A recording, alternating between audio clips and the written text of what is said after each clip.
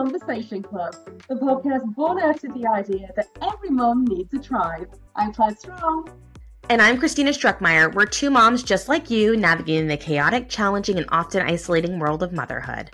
Now, it's said that it takes a village to raise a child, but we want to know, where the F is that village at? It's a question that resonates with so many of us who find ourselves raising children, managing careers, and trying to maintain our own identities, often with a sense of isolation. But here at the Momversation Club, this is your village, not alone. This is somewhere where you can feel valued, appreciated, and understood.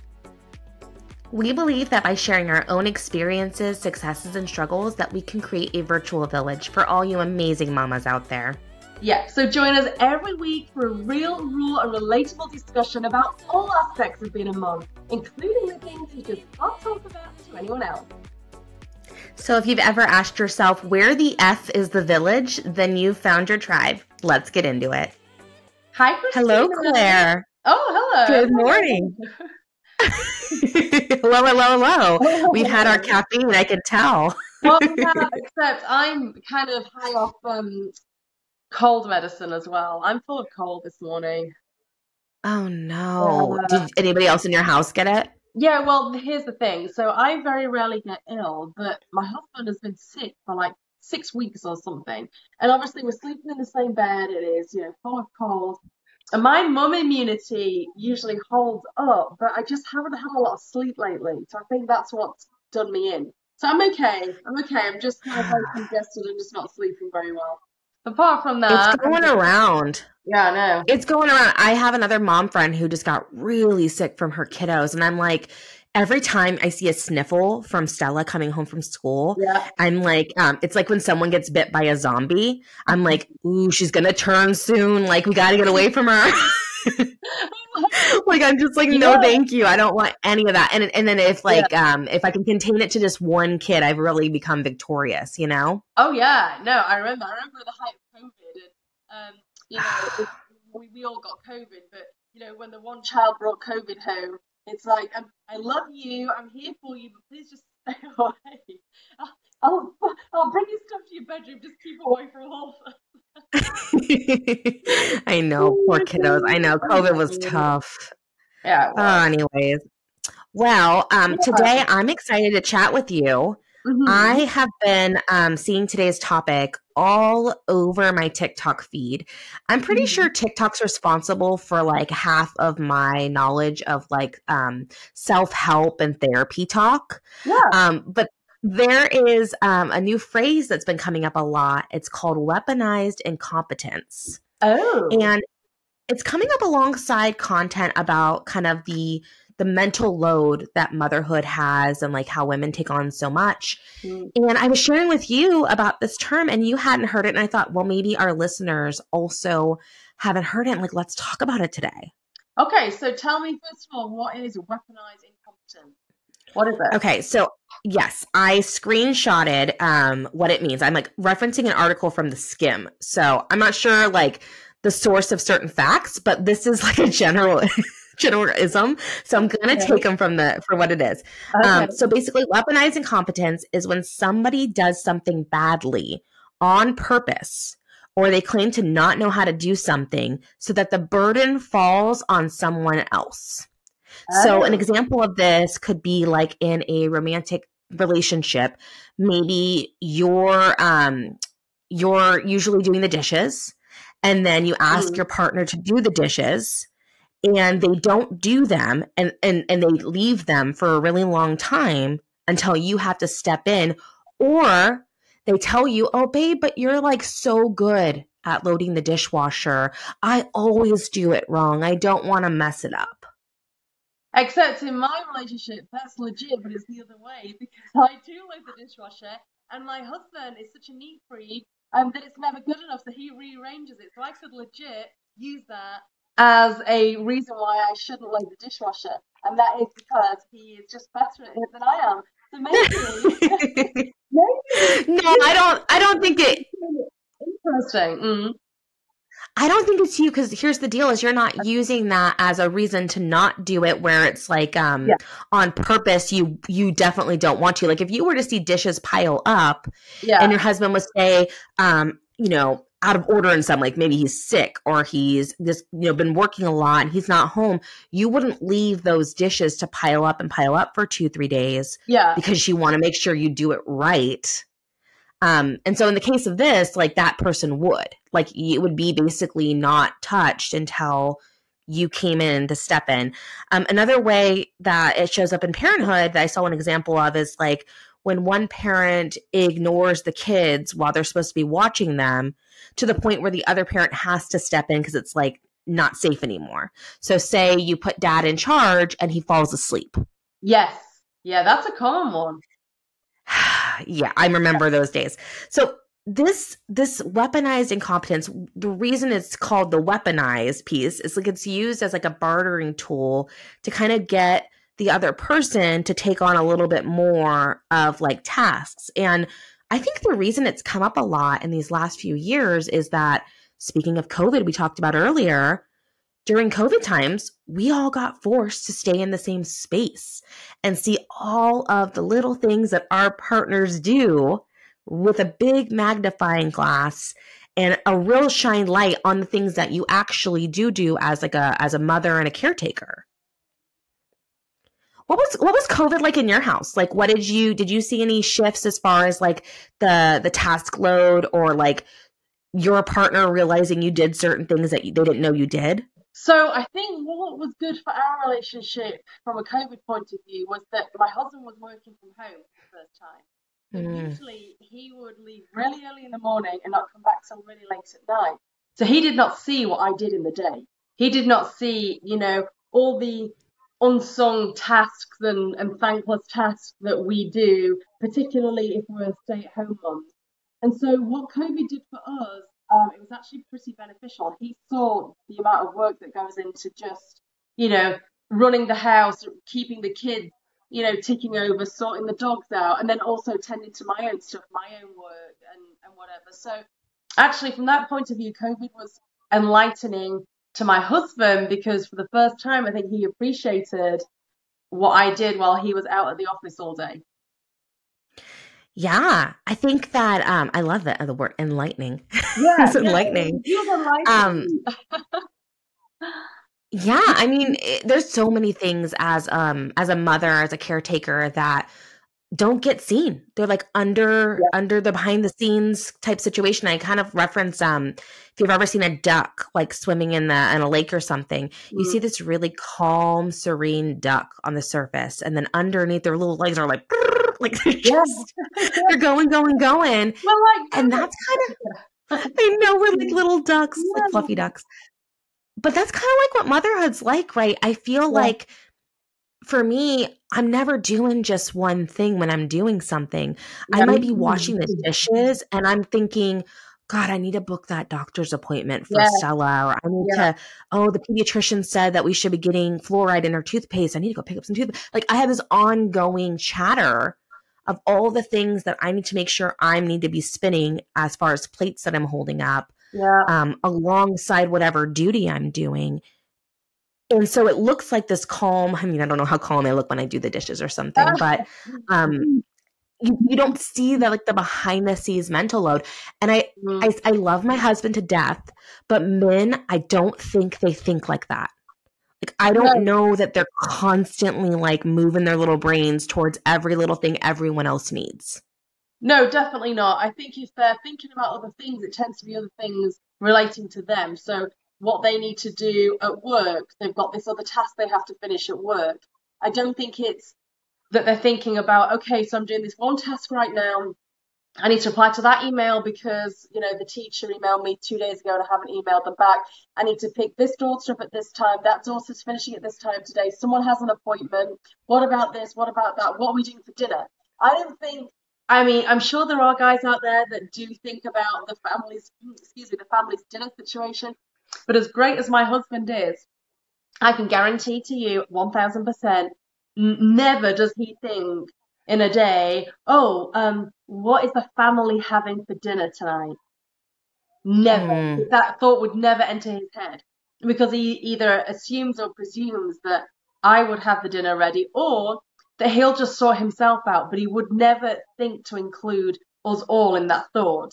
And he's great in loads of ways. So it's same as you. I obviously love him to death as Yeah. well, but there are differences, and that is one of them. I know in that situation he wouldn't consider what everyone was eating. It would just be either what he was eating that night.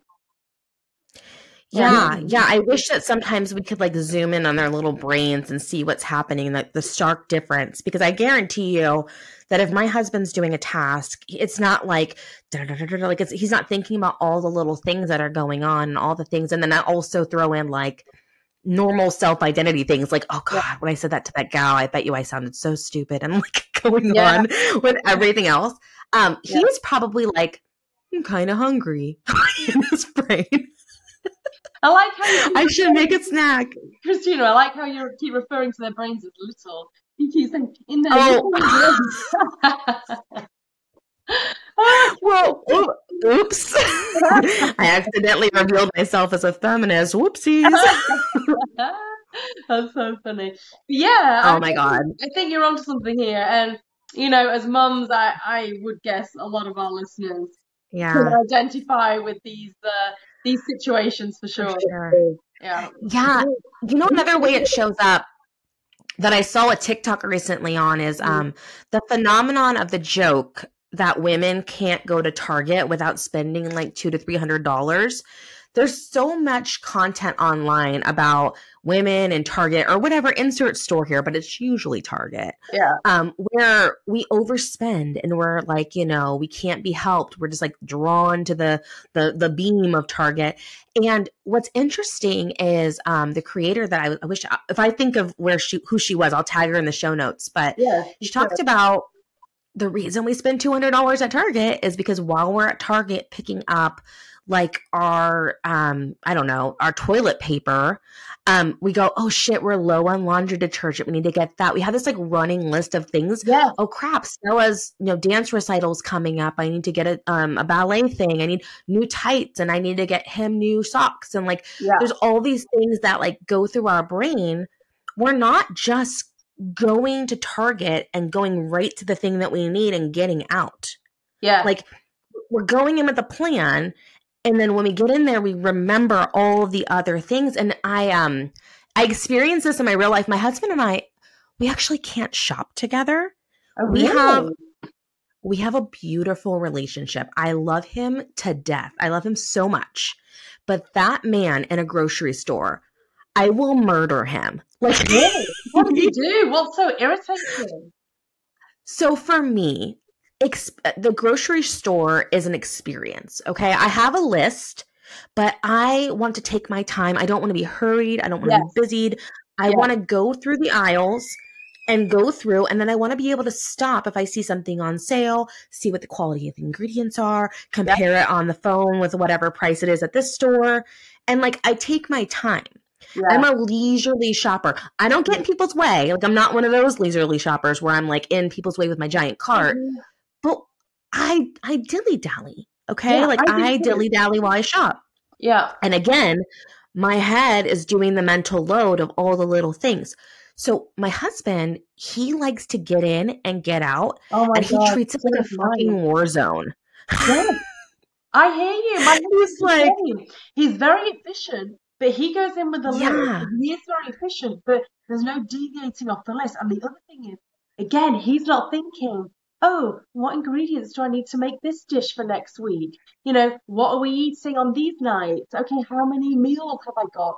4 meals? He's just thinking, this is what I know I eat. This is him thinking in his brain. This is what I know I need. This is what I think we're low on. But he's not.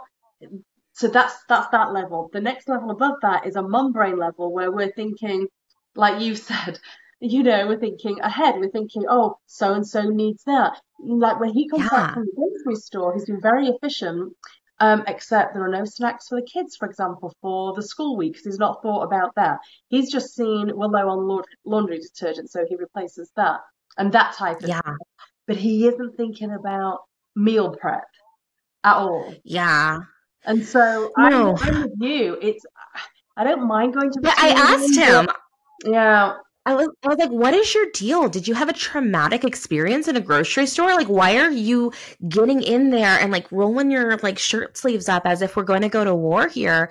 And like, why can't we just take a second? Like, we went to Costco, and first off, never again. Like, never again am yeah. I going to go to Costco right when the doors open. It is bananas. People Oh, are you're real kidding. serious. Yeah, yeah. Yeah, it was like a Costco Saturday is a morning whole Costco run. experience. Christina, Costco is a whole other It's experience. a whole other It beast. really is. But I remember I was like, dilly-dallying in Costco, and he was like, I can't handle your dilly-dallying. And I was like, get the hell out of my way. Like, we're going to kill each other in the Costco. But we made it out with our, giant loaves of bread. But I think that it comes down to our brains are just different. Like, Yeah, our husbands are amazing in the fact that you can send them to the store for bananas and they come back with bananas. yeah, A yeah. lot of marriages aren't like that. I've been in marriages. I've been in a marriage where you send them to the store for one thing and they don't come back with the thing that you asked them to go get. They get like squirrel brain. My husband's wonderful in that he gets the thing, but he Yeah, doesn't have that second level of like yeah, all the other things that we do. And it's the mother load. It's the load of being a mother and it all the is. stuff that goes on with that. And it's Mm. a thankless task. Like, I get every once in a while from my husband, you're so amazing, you're so wonderful, thank you for doing this. But like on the day to day, Mm. there's a lot of stuff that keeps this ship running. Oh yeah, As a mom, like our household, it's like this very well-oiled machine, and it yeah, doesn't just do that. Like yeah, we do that. yes, yeah. And we're doing that from the second we get up to the second we go to bed as well. It's Yeah. for me. I mean, especially because my girls are older, so I'm running them around a lot. On Mhm. certain days of the week, my girls dance, and they don't finish dancing till really late. One of them finishes at 9 o'clock. In fact, they both finish at 9 o'clock on a Monday night. So while my husband's starting to, unwind, maybe he's had a glass of wine, he's getting himself ready for bed, I am getting in the car and driving out to collect them from dancing. So I can't even remotely get into that, unwind state of mind until after I've got them back. And then obviously they're not going to go straight to bed. They're hungry again, even though they had dinner before they left. They now want like a second dinner. So there's all of that. And then they like washing their hair. So by the time they're sorted out, it's 10:30. And then that's when I can start getting ready for bed. So yeah, I like that mother load phrase because it really does hit the nail on the head. Yeah, I think also when it comes to our children, because they're such unique people, each of Yeah. them, we also kind of get really good at the art of anticipation of like what their needs will be. Like we Yeah. not only meet their needs, but we're also like, oh, I know this person very well. Like Yeah. they're part of me. Yeah. And this is what they need during this instance. And like I will provide that. Like you mentioned, like your girls want that second dinner Yeah. because your girls that well, where you guys Uh-huh. have that bond. Yeah. It's not to say that the dads don't have that. Like they have their own unique bond with their children, but Yeah. I don't know that like the anticipation of needs like we do gets No. as much work on the other side. Yeah, I agree with you. It's definitely not the same, is it? No. And I love my husband, but there are certain things that also I don't even know if it's weaponized incompetence so much as I am actually good / better at certain things. And it's irritating that I am. One of those things is occupying the toddler right now. She is fucking crazy, these toddlers, man. Oh, I remember that. Yeah, I remember. What is she doing right now? Right now, she's in a big climbing stage. So if you leave any of the dining room chairs ajar, she's like, my opportunity. And she like goes for it and like will try to stand on top of the dining room table. And then she doesn't really know what to do from there. She's like, oh shit, I did it. She doesn't know. We don't have a next step yet. I think the next step is running and jumping. I was going to say, yeah, the next step will be that. Then she's throwing herself off. I don't know, but it's crazy. Like, she just does a lot of stuff like that. Or she's just like going bananas and like emptying every type of container of toys there were, like just part of the stage. But there's this thing where I'm like, when my husband needs to unplug because, he'll let me know. We are very good at communicating. He'll say, yeah, I'm a bit overwhelmed. I need to step away. And I'll say, okay, no worries. I got the girls. And I mean that. No fucking worries. Okay. Like, not to use the F word so much in this episode, but it's one of those things where I'm like, Passionate got one. it. Yeah. Yeah. I'm like, I got it. I got your back. You go soak in the tub, go to the tractor, do what you need to do. And I got this. And when I say I got this, you won't hear a peep out of those kids. Yeah. I'm occupying them. Yeah. I'm entertaining them. I'm really like, it's not distracting from the other room. Like, Yeah. I've got it. Now, on the flip side, and this is not weaponized incompetence, it's just that I am actually just a little bit more skilled on the other side. Yeah. If I say I need to unplug, and I say pop in my AirPods and start doing the laundry, it is World War III out there. Yeah. Okay. Yeah.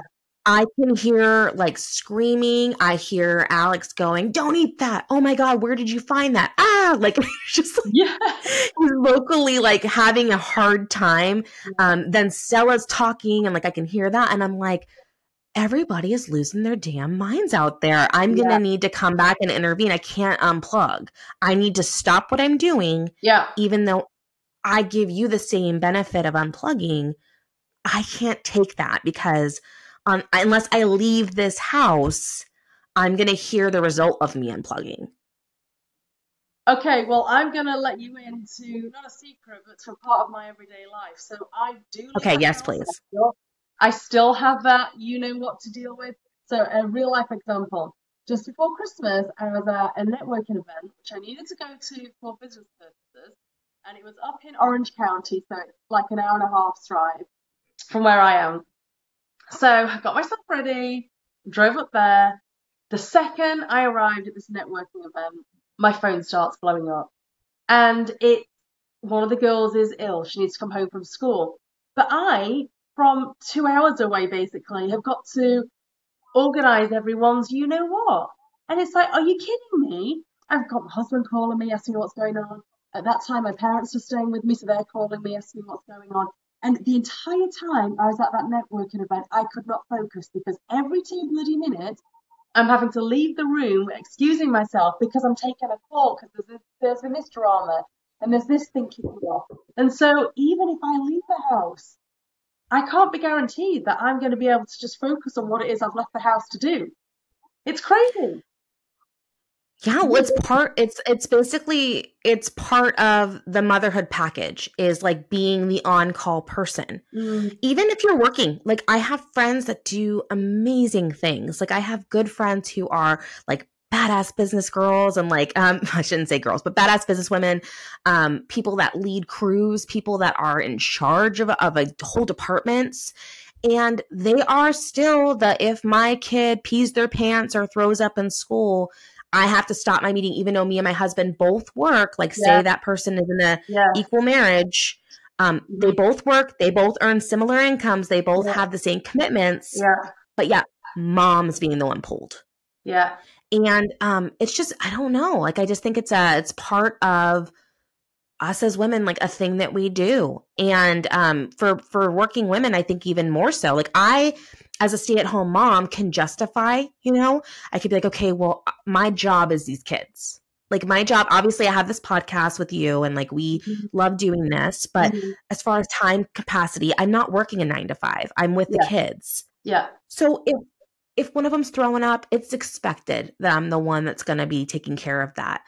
But I remember in, my marriage before, we're both working.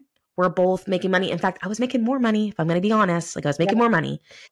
And yet I'm the one having the sick day. I'm the one having to deal with all that stuff. I'm the one taking my lunch break to cart the preschooler from one location to another. Meanwhile, the husband in that case gets to just have a really calm day at work. Yes. And be like plugged in, fully present all the way there. At lunch has an uninterrupted salad with his his coffee. Like what a fucking life, man. I want to come back as a dad.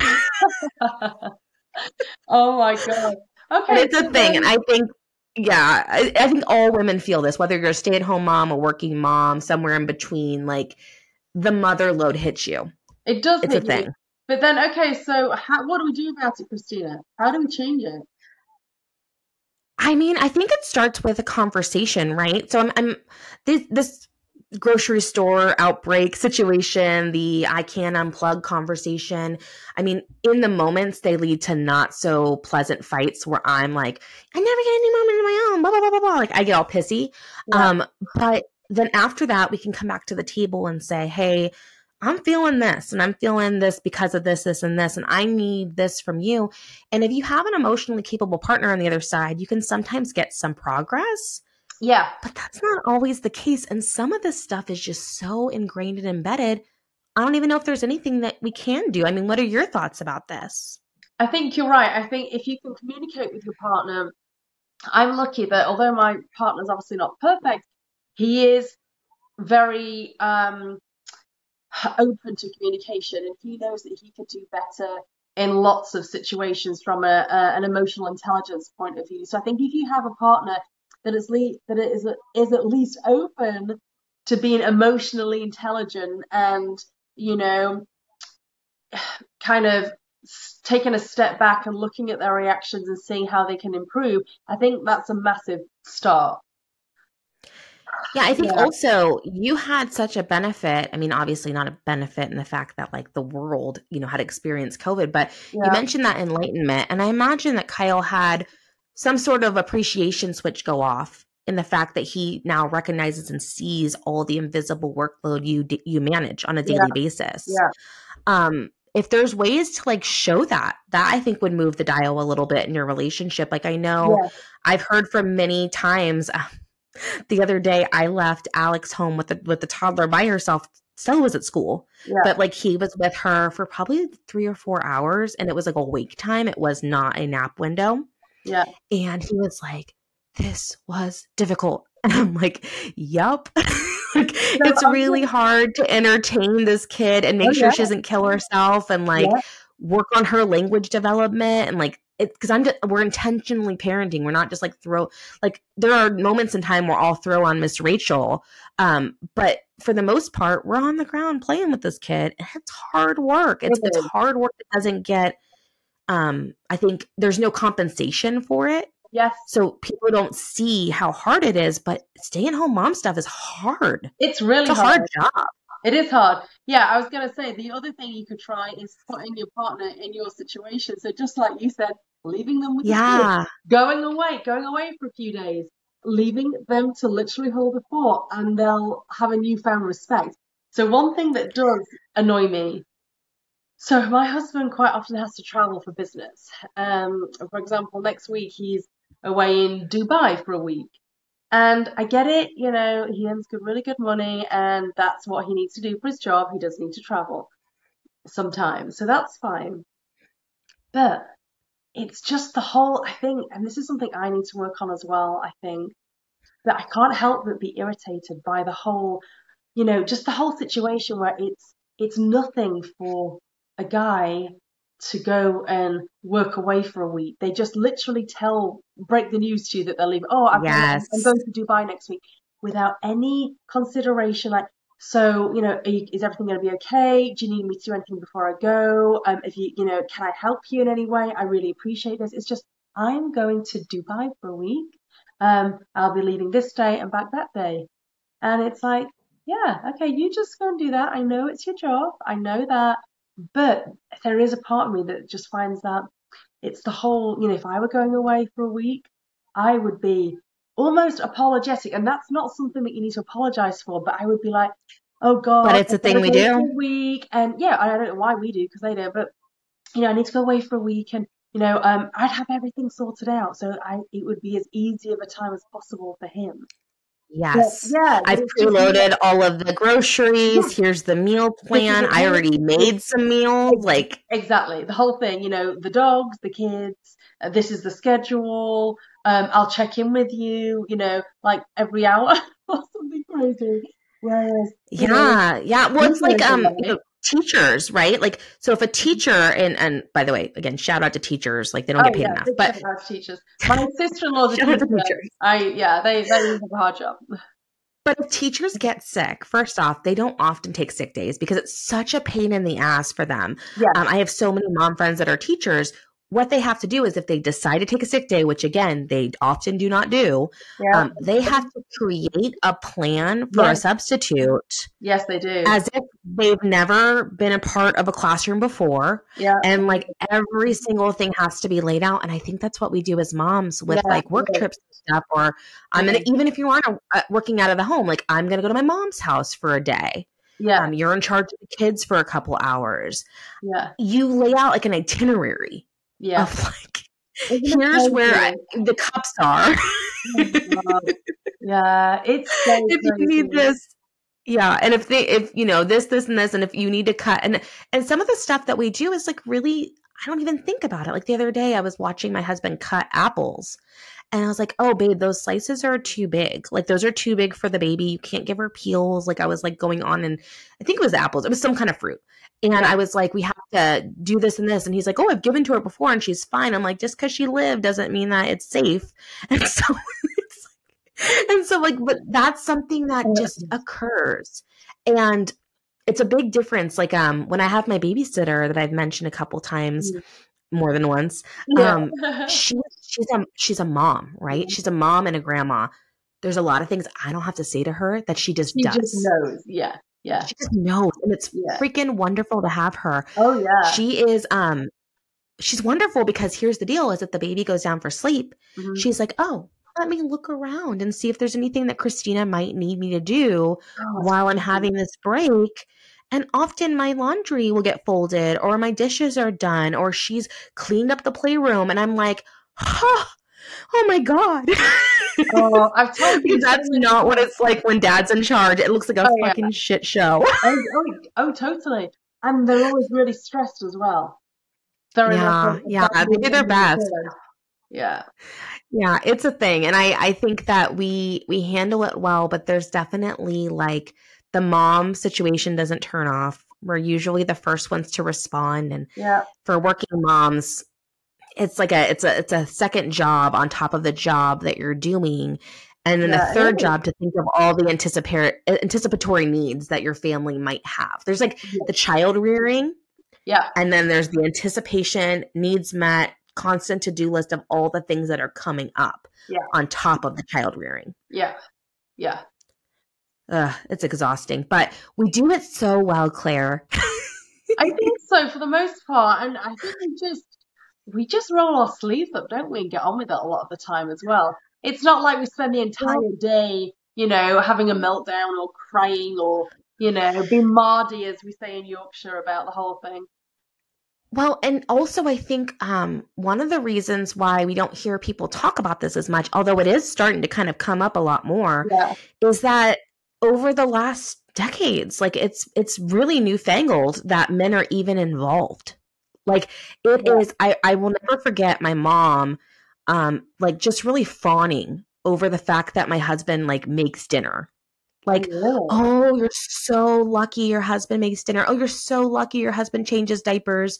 You're so lucky he does, bath time with you. Like I never got any of that help. And it's like, this is his kid too. Like we are joint partners in this shit. I did not this isn't just me that created this child. Like both of the people are here.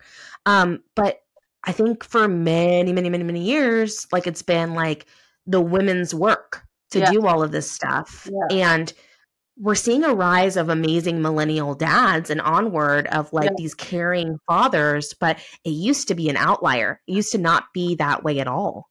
Well, even my husband, he is good in lots of ways, but he'll say things like, oh, don't you love the fact that your husband does the dishwasher and your husband goes to the grocery store? I'm like, well, yeah, but like, what do you want? A bloody medal? I mean... like he also eats here. Like Exactly. And you never hear the term working dad. Like that's not a thing. Like it's not like, and you don't have to discuss work-life balance and flexibility in a job interview when you're a dad. It's implied that your wife or, significant other will take the load of like all the things. Yeah.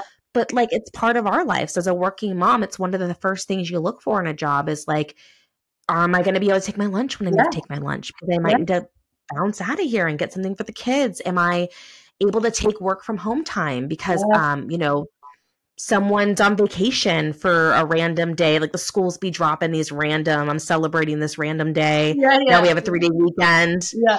Yeah. It's a thing, and dads don't have that same consideration, and I think that we're seeing a tide shift. I don't know if you've noticed, but I'm noticing a lot of female empowerment in like media, music, like kind of just this rise of like, we're not gonna take it. And I think that we're gonna see a little bit of that trickle into motherhood, of us just being like, you know what? We are partners in this. You created this kid too. Like, let's do it together as a union, as a partnership, rather than like me doing all this stuff and then you taking 30% of this workload. And that brings us to the end of another episode of the Momversation Club. And if you've enjoyed today's show, which we hope you have, please don't forget to subscribe, like, and leave a review. Your support helps us reach even more mamas and build a stronger village. Until next time, bye for now.